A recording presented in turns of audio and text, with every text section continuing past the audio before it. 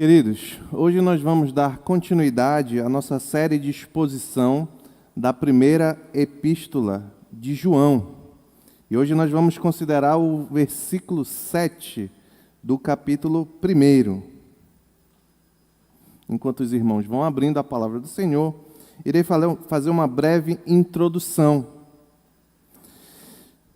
O sonho profissional de muitos no Brasil é serem aprovados em um concurso público. Parênteses, inclusive hoje teve um grande concurso, eu não sei exatamente do que é, mas teve um grande concurso público. Quando eu estava escrevendo isso aqui, eu não sabia. Mas vamos lá. Ouso dizer que a maioria dos jovens brasileiros tem ou já tiveram este desejo, inclusive eu no passado. Particularmente, não há nenhum problema neste caminho profissional, apesar de que, infelizmente, em nossa realidade, a grande maioria daqueles que afirmam esse desejo, as razões não são tão boas assim. Eu já ouvi pensamentos como: eu quero ser concursado porque trabalha pouco e ganha muito. Ou, eu quero ser concursado porque é fácil o trabalho como servidor público no Brasil. Ou porque eu posso fazer qualquer coisa que eu nunca sou demitido. Ainda tem, claro, e eu espero que uma parcela menor, porque quer corromper mesmo. Nós sabemos, no entanto, que, independente das razões, nestes concursos, milhares de pessoas concorrem por uma vaga. E aqueles que de fato querem passar devem se dedicar exaustivamente aos estudos, para que alcancem, então, o tão almejado resultado. Se perguntássemos à minoria que passa por que eles foram aprovados, certamente todos, se não todos, a grande maioria, afirmaria porque se dedicaram. Eles se dedicaram fortemente ao objetivo de passar no concurso. Em nosso texto de hoje, o intento de João é testar a dedicação daqueles que afirmam ter comunhão com Cristo e a Igreja, para checar se de fato fazem parte desta comunhão afirmada. É o que vamos ver no nosso verso que será considerado nesta noite. Vamos, enfim, ler a palavra do Senhor. 1 João capítulo 1, versículo 7. Se, porém, andarmos na luz, como Ele está na luz, temos comunhão uns com os outros, e o sangue de Jesus, seu Filho, nos purifica de todo o pecado. Oremos. Pai querido, obrigado pela Tua palavra, Senhor. Que ela seja um instrumento Teu para Tu falares essa noite com a Tua igreja, Pai. Que Teu Espírito Santo comunique, Senhor, aos nossos corações, às nossas mentes, a Tua verdade, Pai. É isso que Te pedimos em nome de Jesus. Amém. Eu tenho repetido que João, o contexto da carta, João faz fortes ataques a heresias gnósticas, que defendiam que existia uma dualidade entre o material e o espiritual. O que era material era bom, o que era material era ruim, era mal em si, e o que era espiritual era bom. Só que João vem dizer que esta não é a verdade. Esses homens, por essa mentalidade, defendiam que Jesus era meio que um espírito. Ele não tinha carne, ele não podia ser homem, porque se ele tivesse carne, ele tinha matéria, a matéria era má e ele não podia ser mau. Então, eles tinham esse pensamento que não sei de onde eles tiraram. E João ensinou, então, no versículo 1 da carta, que ensinou sobre a obra e a pessoa de Jesus, que Jesus era 100% Deus e 100% homem. Nos versos 3 a 4, João destaca a razão imediata, ou seja, a primeira razão, a razão mais próxima, e a última, porque ele e os demais apóstolos ensinavam essa verdade sobre Jesus, apesar das terríveis adversidades que os apóstolos sofriam. Por quê? Eles se dedicavam a ensinar sobre a obra, vida e pessoa do nosso Senhor Jesus Cristo, apesar das dificuldades. É isso que ele diz lá no verso 3 e 4. Nós fazemos isso, e aqui eu estou parafraseando, nós fazemos isso para que vocês que o escutam tenham comunhão conosco. Esse é o objetivo imediato, mais próximo. Aí ele vai dizer, nossa comunhão é com o Pai e com o Filho. Escrevemos essas coisas para quê? Para que a nossa alegria seja completa. A finalidade última, para que a igreja tivesse em comunhão em direção à alegria completa no Senhor. Estabelecidos esses propósitos, o que João vai fazer na sequência? Ele vai capacitar os destinatários da carta a testar quem de fato faz parte dessa comunhão que leva à alegria. E ele vai fazer um teste, uma prova, vai ensinar as pessoas a fazer uma prova para checar se aquele que afirma ter comunhão com a igreja e com Deus e Jesus Cristo, se de fato tem. E para essa prova ele lança um gabarito, um paradigma. Ele diz, Deus é luz e nele não há treva alguma. Esse é o padrão.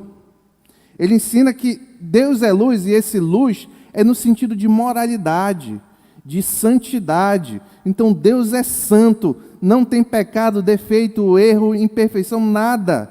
E nele não há treva alguma. E, consequentemente, ele vai ensinar nos versos 5 e 6 que aquele que diz que tem comunhão com Deus, mas que anda nas trevas, esse é incoerente e não fala a verdade. Nós consideramos isso aqui na última mensagem.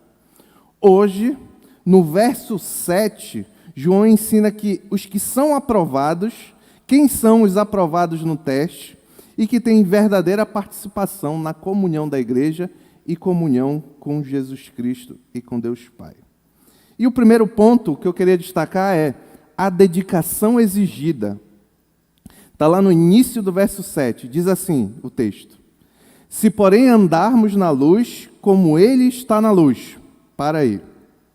Note que o verso inicia com uma expressão adversativa, apontando uma oposição ao que foi dito anteriormente.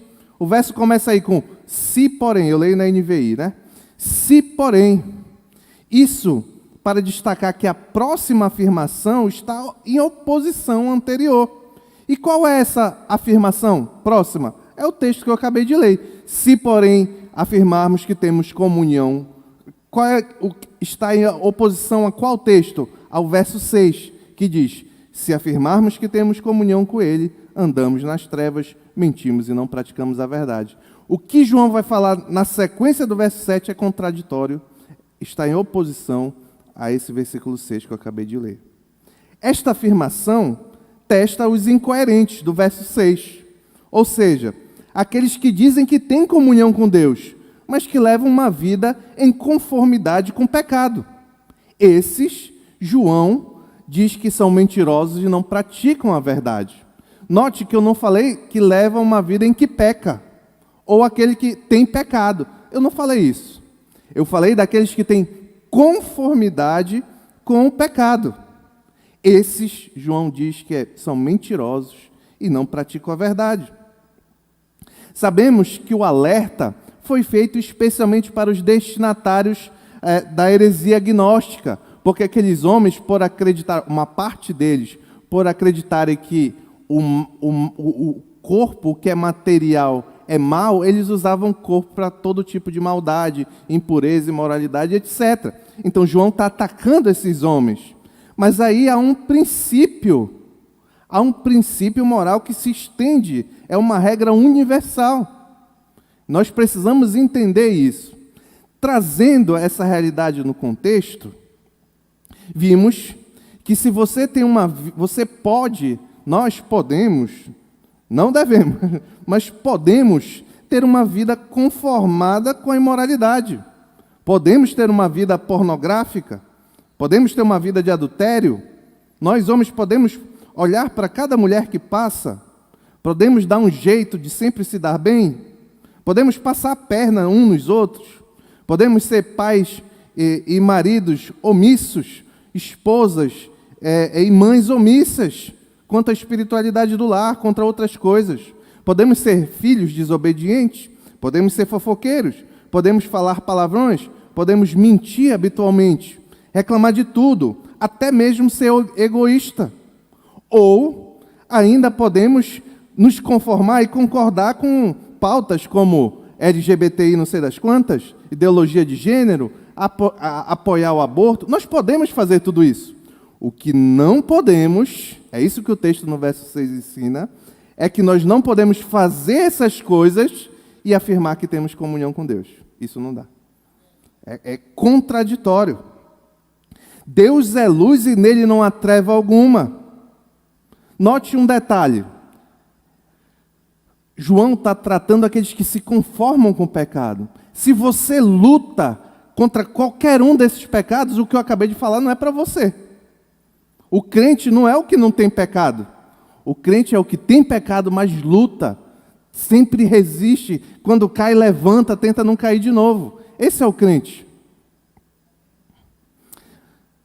Agora, isso está fazendo ainda referência, eu fiz um breve resumão do que nós tratamos na última mensagem, está fazendo referência ao versículo 6. Vamos ver o que João fala, então, qual é a afirmação posterior contraditória a esses comportamentos.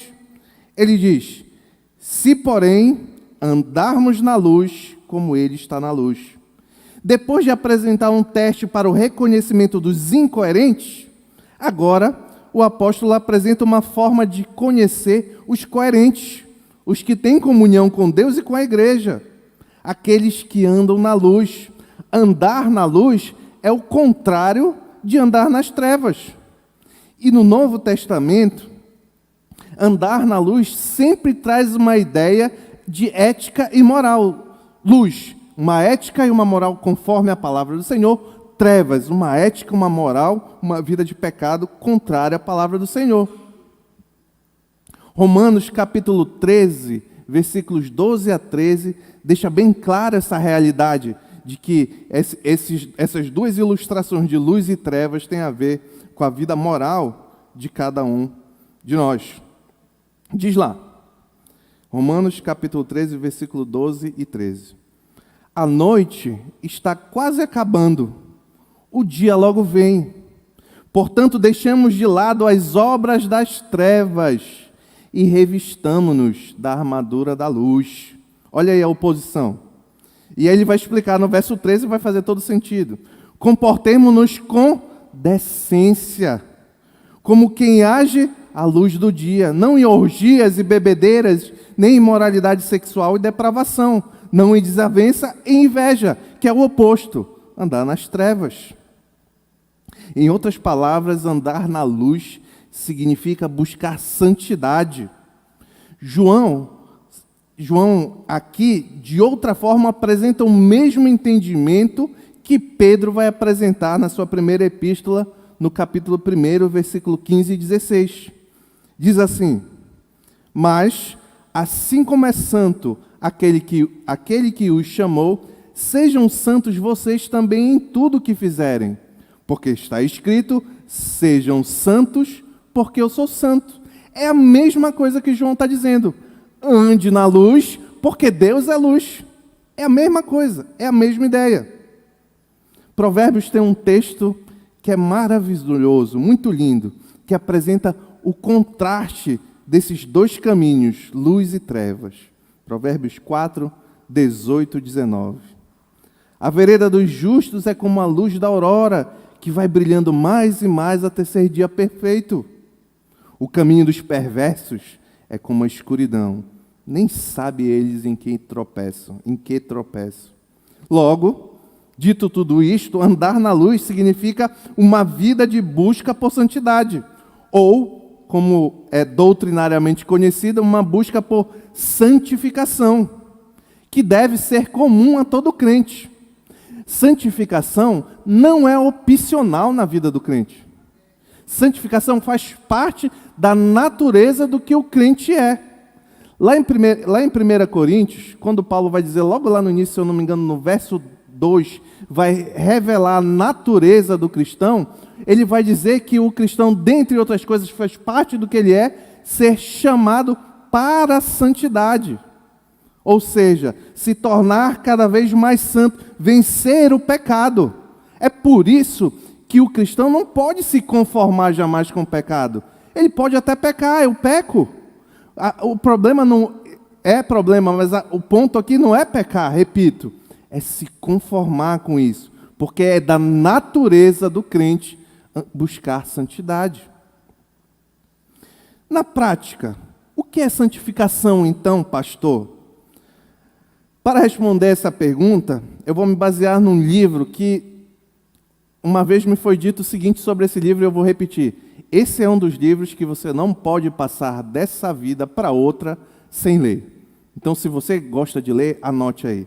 Santidade. Eu vou me basear no livro chamado Santidade, sem a qual ninguém verá a Deus. Ela foi escrita pelo pastor e escritor John Charles Riley no final do século XIX. Talvez o melhor livro cristão já escrito sobre esse tema. Então, se você ler, fica o conselho. Mas ele pontua muito bem o que é santificação. E ele faz dizendo primeiro o que não é santificação. Vamos lá. Não é santificação falar sobre assuntos religiosos, conversar sobre doutrinas bíblicas, ter um linguajar evangélico, nada disto, se vestir como se veste numa igreja, por exemplo. Isso em si não é santificação. Note que eu não estou falando que essas coisas são ruins, eu gosto de fazer essas coisas, nesse primeiro ponto aqui. Mas o ponto é que isso não significa santificação. O próprio João vai nos apontar essa direção no verso 18 do capítulo 3. Ele diz: filhinhos, não amemos de palavra nem de boca, mas em ação e em verdade. Então, falar de assuntos religiosos não é santificação. O que não é santificação também são sentimentos religiosos passageiros. Chorar durante o culto, ser contagiado pelo clima do ambiente, levantar o braço, ficar tocado com uma pregação. Isso em si não é santificação. Nada disso é ruim. Só que isso não é santificação também. Muitas vezes eu atendi um parênteses, eu atendi um jovem recentemente que veio de uma outra denominação. Ele disse assim que lá, quando ele veio aqui na igreja a primeira vez, hoje ele é membro da nossa igreja. Quando ele veio aqui a primeira vez, ele disse que ele sentiu aqui que não tinha aquilo que tinha na igreja dele, aquele clima, aquele ambiente ali, luzes meio apagadas, aquele negócio ali que dá um sentimento, uma vibração, sei lá. Ele disse que não tinha isso. Só que lá, ele saiu de lá porque ele tinha todos esses sentimentos do culto. Quando ele saía da igreja, ele estava afundado no pecado. Aqui ele não sentiu toda essa vibração, mas ele teve força para lutar contra os seus pecados. Isso é santificação. É o contrário. 3. O que não é santificação? Formalismo exterior. Não é santificação frequentar culto, participar da ceia, se ajoelhar aqui no culto de quarta. Nada disso é santificação.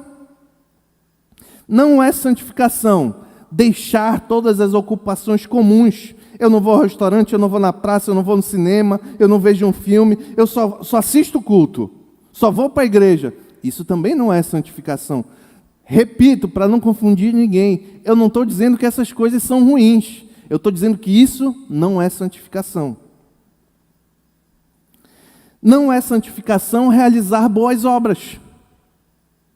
Você ajudar um necessitado, uma senhora a atravessar a rua, seus pais a arrumar a casa, ofertar dinheiro, ser educado, atencioso com todos, isso não é santificação. É bom, mas não é santificação. Não é se tornar cada vez mais santo. Essas coisas em si, em sua maioria, se não até na totalidade, são ações boas, mas são ações externas. A verdadeira santificação está no coração, meu querido. E aí, Riley vai dizer o que é santificação, e eu vou dizer na sequência. Santificação é o esforço habitual por viver em obediência à palavra de Deus. Não é só cumprir os mandamentos exteriormente, mas é desejar fazer. Eu quero ser santo. E aí eu busco obedecer a palavra do Senhor. Não, eu vou fazer porque meu pai está vendo, porque minha mãe está vendo, porque eu vou para a igreja e o pastor vai ver. Isso aí não é santificação. Isso é externo. A santificação é no coração. É muito mais importante. Olha o que eu vou dizer aqui com atenção. é muito mais importante, é muito melhor a pessoa que passa um ano e comete aquele pecado 100 vezes, mas no coração tem um desejo profundo por não fazer, e buscar se arrepender e mudar, do que aquela que comete o mesmo pecado 5 vezes, mas está conformado, está tudo bem. A santificação, em primeiro lugar, ela é no coração. Salmo 119, 35 diz: dirige-me pelo caminho dos teus mandamentos, pois nele, nos mandamentos do Senhor, encontro satisfação. Então você quer ser mais santo? Que o seu coração seja tocado para querer cada vez mais e mais ser santo. E o Senhor capacita aqueles que querem verdadeiramente. Outra coisa que é santidade. Santidade é um esforço habitual de ser cada vez mais parecido com Jesus Cristo. É aquele que observa não só a palavra do seu Senhor, mas também o seu Senhor para replicar. Paulo fazia isso. Paulo diz lá em 1 Coríntios capítulo 11, verso 1, tornem-se meus imitadores, como eu sou de Jesus Cristo. Paulo queria ser igual ao mestre. O cristão é o que é o discípulo de Jesus, é o pequeno Cristo. Então, se você quer ter uma vida de santificação, e note, para o crente não é opcional, então você tem que buscar cada vez mais ser parecido com Jesus. Aqui é uma famosa pergunta de EBD, clássica. Quando diante das circunstâncias, nós devemos nos perguntar, Jesus faria isso? Isso aí, todo mundo já ouviu isso. Mas é verdade. Santificação é se tornar cada vez mais santo. E o padrão é Jesus Cristo. Santificação também é se importar com o próximo, amar o próximo, não só de ação, mas também de coração. É aquele que revela o amor que recebeu do seu Senhor como um instrumento para melhorar a vida do outro. João fala disso no Evangelho. João 13:35. Com isso, todos saberão que são meus discípulos, se vocês amarem uns aos outros. Amar, biblicamente, não é só um sentimento, é muito mais obediência e ação. Então, quando o crente avança em querer ser obediente e servir os outros, amar, apoiar o próximo, por causa da palavra e da vontade de Deus, aí sim é santificação. Note que pode ser feita a mesma ação.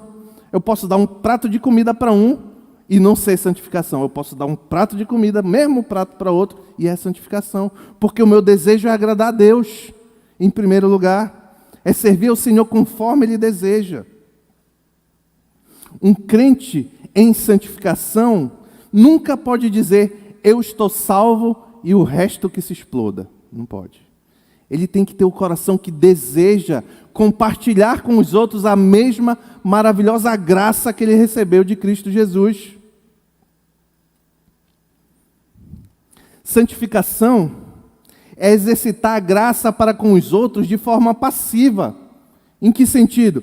Perdoando, tendo paciência, não se irando, não querendo se vingar. É ser obediente à vontade de Deus, se humilhar diante da vontade do Senhor.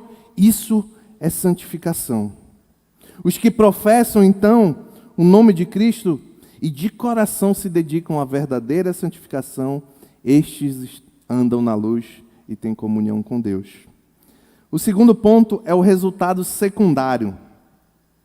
O texto diz, se porém andarmos na luz, como Ele está na luz, agora, temos comunhão uns com os outros. Para aí.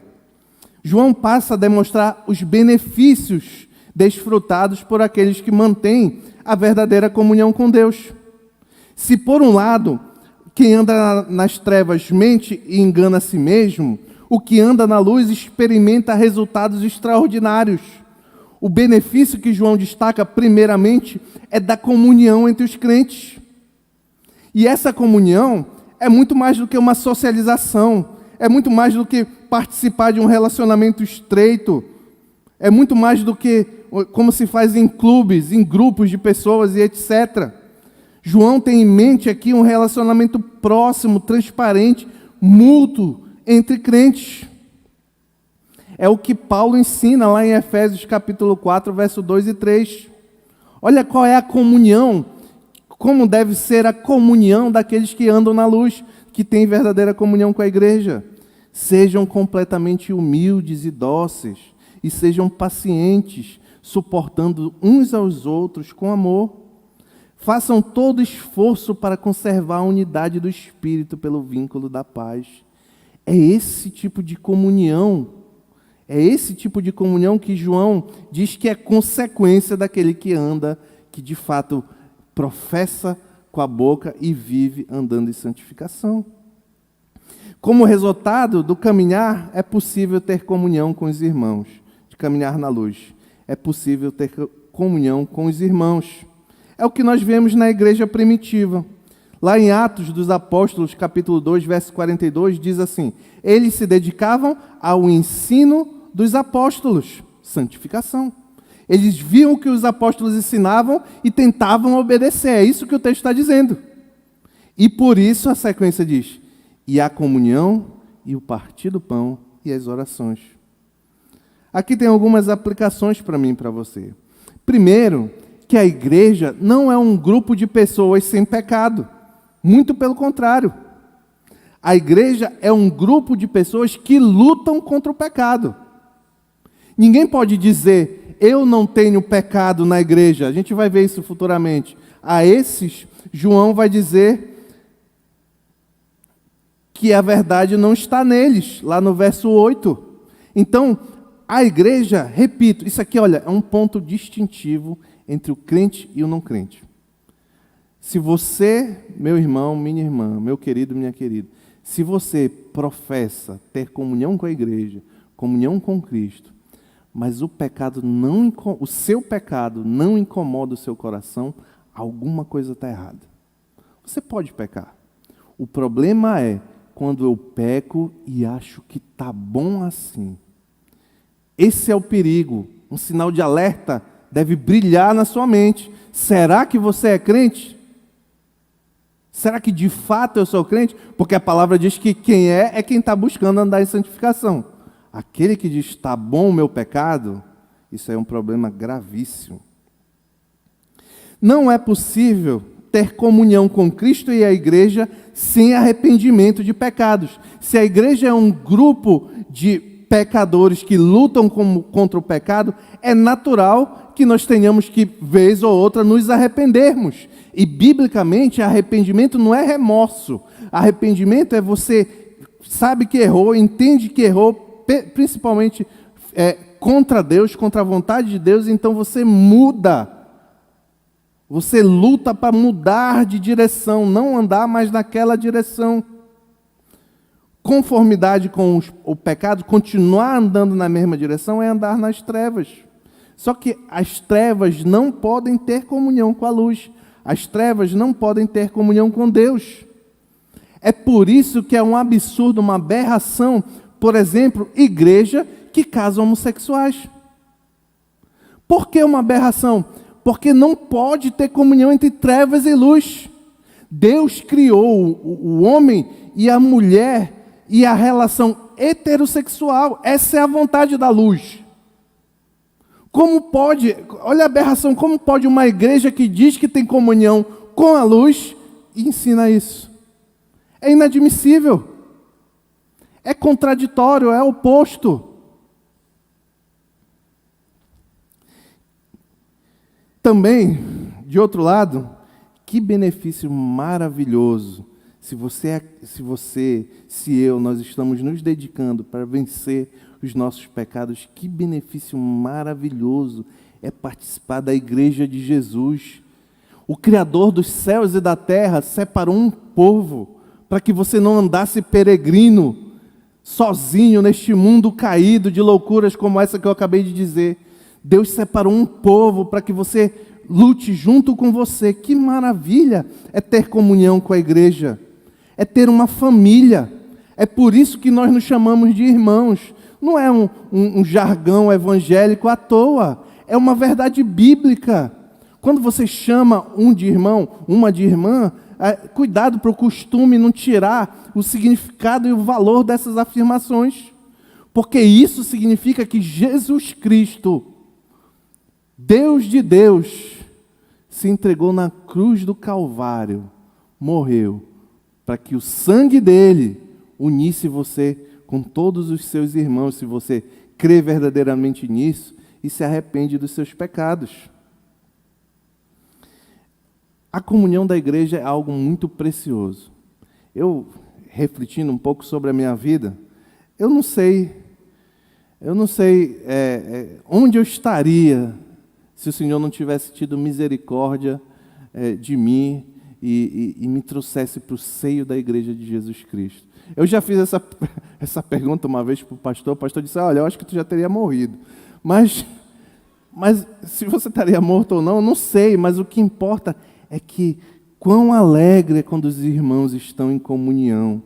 Olha, recentemente eu dei um testemunho no culto sábado aqui, que eu tenho um vizinho que ele, eu creio, eu não conheço em intimidade assim, mas pelo testemunho, pelo jeito de falar, e ele já me disse que participa de uma igreja, então eu acho que ele é crente.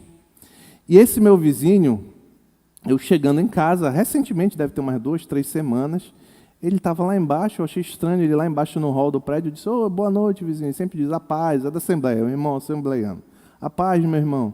Aí eu fui para o elevador, chamei o elevador, estava demorando um pouquinho, ele veio falar comigo. E aí ele disse assim, olha, oi, ele não me chama de pastor, ele chama de irmão. Oi, irmão, olha, eu queria contar uma coisa para você. Aí ele começou a falar, geralmente eu sou mais tímido, ele é mais falante. Aí ele disse assim, olha, a minha esposa faleceu.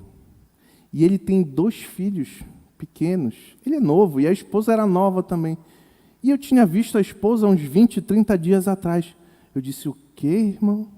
A minha esposa faleceu, o Senhor levou ela. Eu não tive palavras para dizer para aquele homem, me dizendo aquilo. Aí eu só disse assim, meu irmão, que Deus lhe abençoe, lhe dê a capacitação de passar por isso. Sabe o que ele me respondeu, irmão? Ele disse assim, irmão, glória a Deus pela igreja que tem me apoiado nesse tempo.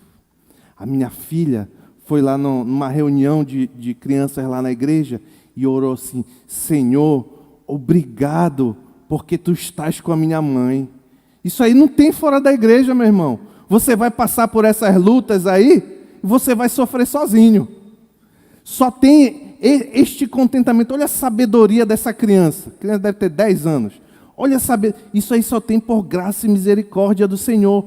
E isso, esse conforto, esse consolo que ele está tendo nesse momento de luto, ele encontrou dentro da comunhão dos santos da igreja. O terceiro ponto é o resultado principal. Está no finalzinho do verso 7. Diz assim, se porém andarmos na luz como ele está na luz, temos comunhão uns com os outros. E agora? E o sangue de Jesus, seu Filho, nos purifica de todo pecado. Aqui está o segundo e principal benefício de andar em uma vida de santificação. Qual é? O sangue de Jesus nos purifica de todo pecado. O pecado é uma barreira real para a comunhão com Deus. Deixa eu dizer uma coisa bem clara aqui. Deus não tem, é impossível, não é que Ele não queira. Não é que Ele não queira, Ele não pode. Deus, porque Ele é santo, Ele não pode ter comunhão com o pecado. Então, como o crente pode ter comunhão com Deus se ele continua pecando, como eu disse anteriormente? Como? É porque Cristo pagou o preço desse pecado. Cristo continuamente não, de uma vez por todas na cruz, neutralizou o pecado daquele que nele crê verdadeiramente. Então, meu irmão, se você é crente, se eu sou crente, todos os nossos pecados, para trás e para frente, Cristo pagou por eles na cruz do Calvário. Recebeu a ira de Deus pelos nossos pecados. Por isso que ele diz que o sangue de Jesus nos purifica de todo pecado. É importante destacar que andar em santificação ou andar na luz não é um meio para termos comunhão com Deus. Não é isso que João está falando, mas é o que atesta, comprova, ratifica que de fato nós temos essa comunhão. É o que Paulo vai dizer lá em Efésios capítulo 2, a partir do verso 8. Pois vocês, os crentes, são salvos pela graça, por meio da fé, e isto a fé, não vem de vocês, é dom de Deus, não por obras, não por boas ações, mas para que ninguém se glorie, porque somos criação de Deus, realizada em Cristo Jesus. Aí está aqui vem a santificação. Depois da obra de Cristo Jesus, da salvação pela graça mediante a fé, depois, na ordem lógica, é que vem a santificação. O texto vai dizer no 10, porque somos criação de Deus, realizada em Cristo Jesus, para fazermos boas obras. Que boas obras? Obras de santificação, as quais Deus preparou antes para nós a praticarmos. O que limpa o pecado é o sangue de Jesus, e não o processo de santificação. Mas o processo de santificação é que atesta que o seu pecado foi limpo pelo sangue de Jesus. O termo traduzido por pecado significa errar o alvo. É uma falta de conformidade com a vontade e o padrão de Deus. Essa falta, como foi dito no início, é sempre moral. Em outras palavras, aqueles que confessam Jesus Cristo e buscam uma vida de sincera santidade têm os pecados perdoados. Os erros que nós cometemos são perdoados pelo sangue de Cristo. O sangue humano comum está contaminado pela corrupção do pecado. Porém, Jesus, sendo Deus, derramou sangue e santo, derramou sangue isento, limpo, e por isso é eficaz para esse fim. Sabemos que mesmo andando na luz, o crente tropeça e peca, como eu já disse inúmeras vezes aqui. Porém, diferente dos que andam nas trevas, o crente é purificado mediante arrependimento e confissão. Olha uma implicação aqui do verso 9. Olha uma implicação do verso 9. Vá lá, avance para o verso 9, 1 João. Diz assim: se confessarmos os nossos pecados, Ele é fiel e justo para perdoar pecados e nos purificar de toda injustiça. Eu vou fazer uma pergunta para os irmãos. É possível o crente que foi salvo verdadeiramente em Cristo Jesus não ter os pecados perdoados? Não. É claro que não. Então, como consequência de natural disso, é que o crente que verdadeiramente teve os pecados perdoados, ele precisa confessar e se arrepender. Se você não está conformado, você se arrepende. Se você se arrepende, você confessa a Deus e pede perdão. Ou, aqui só tem duas opções. Ou nós nos arrependemos e enfrentamos os nossos pecados, para nos tornar cada vez mais santos. Ou, e aí o sangue de Jesus nos purifica de todo pecado, ou nós nos conformamos e andamos, às vezes uma longa caminhada, confirmada com pecado, até crendo que é crente, mas vamos para o inferno no final da vida. Tem algumas aplicações para mim e para você. Primeiro, despende de maior comentários, porque eu já falei aqui direto sobre isso. Cuidado. Se aquele vídeo pornográfico que você vê, você continua vendo. Se aquelas mensagens imorais que você troca com alguém do trabalho, você acha que não tem problema nenhum se ninguém vê. Cuidado, homens, muito comum, com os seus olhos quando passa aquela moça bonita. Cuidado para você não se conformar com essas coisas. Cuidado com a fofoca, a língua, a maledicência, falar mal dos outros, desejar o mal para os outros. Todas essas coisas e muito mais, eu estou citando a título exemplificativo. Se você está tudo bem com isso, o seu coração pode estar conformado com esse pecado. Cuidado. Outra aplicação é que é necessário arrependimento e confissão de pecados para quem é crente. Já comentei também. Por último, a humildade é uma necessidade na vida do cristão. Por quê? O que tem a ver humildade com isso? Tem muito a ver. Note que o texto está nos dizendo que a purificação dos nossos erros, dos cristãos, a purificação pelos nossos erros, dependeu do derramamento do sangue de outro. Olha a nossa situação como era deplorável. E não foi um outro qualquer. Foi Jesus Cristo, Deus. Aquele que sustenta todas as coisas pela palavra do seu poder.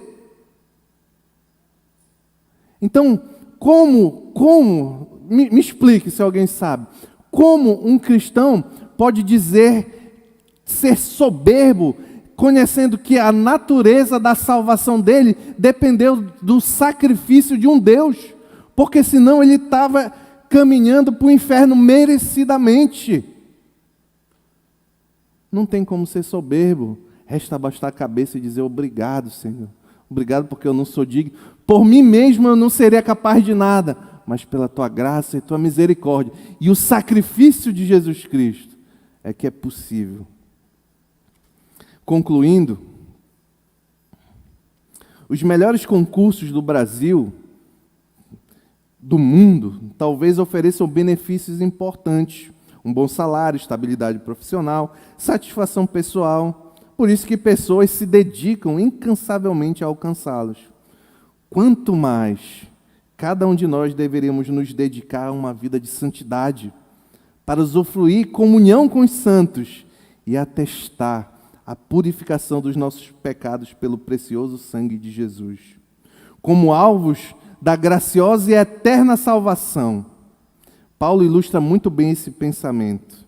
Olha o apóstolo Paulo, e aqui concluo, lá em 1 Coríntios capítulo 9, versículo 24 a 25. Vocês não sabem, e aqui é num contexto de esporte, mas o princípio serve para tudo. Vocês não sabem que todos que correm no estádio, apenas um ganha o prêmio. Vários concorrem, apenas um ganha. Corram de tal modo que alcance o prêmio. Todos os que se submetem a um treinamento rigoroso fazem para obter uma coroa que logo perece. Naquela época era aquelas coroas de mato. Uma coroa que logo perece. Mas nós, o cristão, lutamos. Eu estou parafraseando e metendo um monte de palavra aqui. Nós, cristãos, lutamos, nos dedicamos, porque fazemos para ganhar uma coroa que dura para sempre.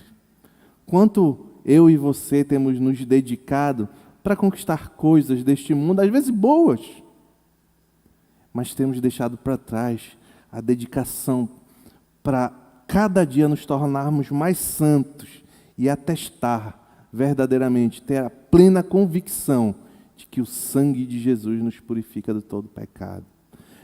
Não estava aqui, mas eu vou concluir com essa última fala. Se tem uma coisa que é difícil para pastor, na minha breve experiência, é quando você vai num enterro. Está aqui o velório, está aqui o pastor para confirmar.